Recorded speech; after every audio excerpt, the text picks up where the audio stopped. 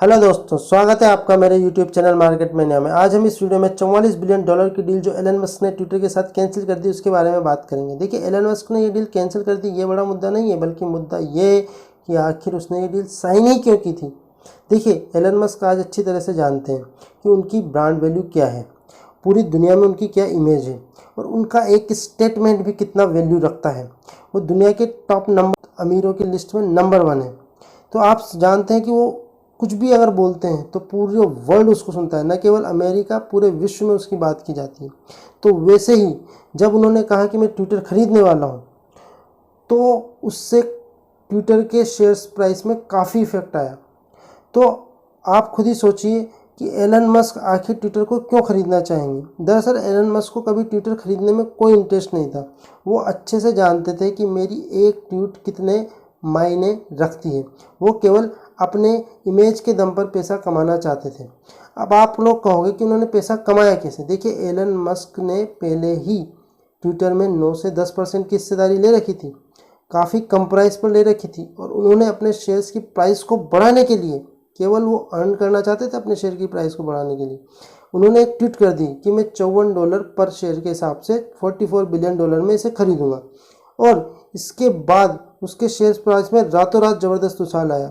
2-3 महीने तक Elon Musk का ये नाटक जारी रहा ट्विटर को खरीदने का। जब उन्होंने इस डील से बाहर निकलना था तो उन्होंने पहले ही अपनी सारी होल्डिंग्स उस कंपनी से निकाल ली और काफ़ी मोटा मुनाफा कमा लिया, और बाद में ट्विटर को खरीदने से मना कर दिया। तो देखिए आपने कैसे अपनी इमेज के दम पर एलन मस्क ने अपनी पावर का मिसयूज़ कर रहे हैं और अपनी ग्लोबल इमेज को भी वो डैमेज कर रहे हैं। इससे पहले भी वो बिटकॉइन में निवेश करके कई मासूम रिटेल निवेशकों का भटका चुके हैं और उनको बेवकूफ़ बना चुके हैं। देखिए, उन्होंने बिटकॉइन में भी यही कहा था कि बिटकॉइन अभी बेस्ट है इन्वेस्ट करने के लिए, और लोग जैसे ही उनका स्टेटमेंट आया, बिटकॉइन में भयंकर उछाल देखने को मिला और उसी टाइम पे उन्होंने बिटकॉइन को सेल कर दिया और बिटकॉइन से मोटा मुनाफा कमा चुके हैं। देखिए, इन सब बातों से एक बात साफ है कि कभी किसी बड़े आदमी की बातों को में नहीं आना चाहिए। यह हमेशा आपको बेवकूफ़ बनाकर खुद का फ़ायदा निकालना जानते हैं। और हम आज इस डील के बारे में बात इसलिए कर रहे हैं कि यह सब कुछ इंडिया में भी हो सकता है, और इससे आपको सदैव सतर्क रहने की ज़रूरत है। सपोज़ करो कल को गौतम अडानी कह दे कि मैं वोडाफोन आइडिया को खरीदूंगा, तो आप लोगों को पागलों की तरह उस शेयर को खरीदने में लग जाएंगे और फिर बाद में वो डील कैंसिल कर देगा, तब आप लोग घाटा उठाओगे। तो कहने का मतलब यह है कि कभी भी किसी भी बड़े इन्वेस्टर को ब्लाइंडली फॉलो मत कीजिए। यह मार्केट है और यहाँ हर आदमी अपना प्रॉफिट देखता है, और किसी भी डील में जब तक उसका पूरा स्वार्थ नहीं निकलता तब तक बिजनेसमैन 1 रुपया भी उसमें निवेश नहीं करता। और जब भी कभी आप अगर ऐसी न्यूज़ सुने कि ये डील हो गई, वो डील हो गई, ये वो, तो तब तक वो डील सिर्फ एक साइनिंग होता है। जब तक वो पैसा नहीं दे दे, जब तक वो बड़ा इन्वेस्टर उसमें पूरा इन्वेस्ट ना कर दे, उसके सारे शेयर्स ना खरीद ले, तब तक उसमें इन्वेस्ट करने में कोई समझदारी नहीं है, क्योंकि वो शेयर तब तक बहुत वॉलेटाइल होता है।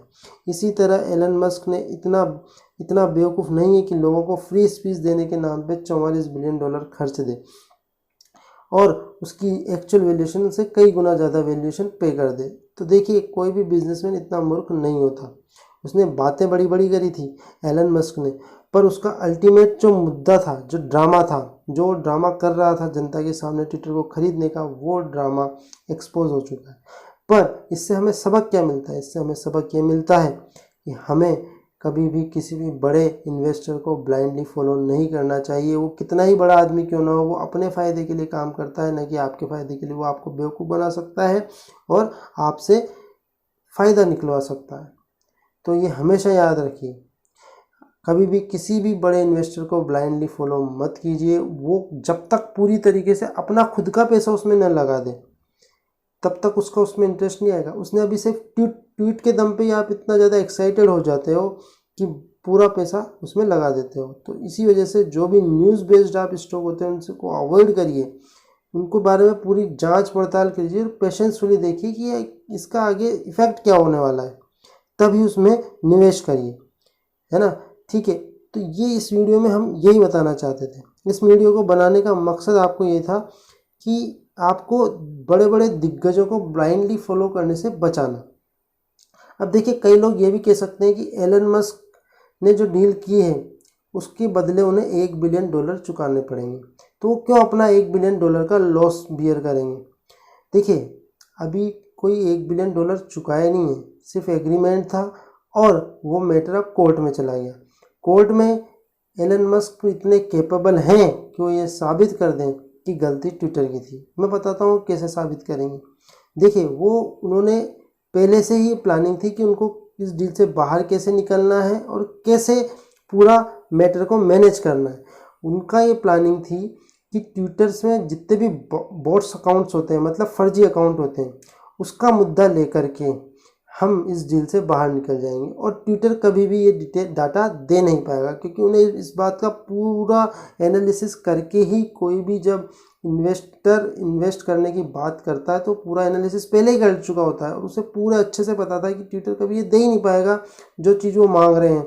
एक्चुअल डाटा कभी दे ही नहीं पाएगा कि कितने फर्जी अकाउंट्स हैं, और कहीं ना कहीं उस बात को मुद्दा बना करके इस डील से बाहर निकल जाऊंगा। तो ये सब प्री प्लान था, इसमें एलन मस्क पूरी तरीके से इन्वॉल्व थे, उन्हें सब कुछ पहले से ही पता था। तो ये सब चीज़ें होती रहती हैं। आपको करना क्या है, आपको इन चीज़ों को अवॉइड करना है, ऐसे बड़े दिग्गज निवेशकों को अवॉइड करना है। या आप जैसे मासूम लोगों को बेवकूफ़ बना सकते हैं, और ये बहुत ज़रूरी है आप लोगों के लिए कि आप रियल टाइम इन्वेस्टमेंट ना करें। आप पहले किसी भी न्यूज़ को आने के पहले ये देखें कि कहीं क्या एग्रीमेंट क्या था, क्या बातें हुई, क्या डिस्कस हुआ और आगे इस डील का फ्यूचर क्या है। और फ्यूचर होने के बावजूद भी जब तक वो निवेश ना कर दे तब तक उसमें निवेश मत कीजिए, उस स्टॉक से दूरी बना के रखिए। तो अगर वीडियो पसंद आई हो तो वीडियो को लाइक, शेयर एंड सब्सक्राइब करिए। Thanks for watching this video.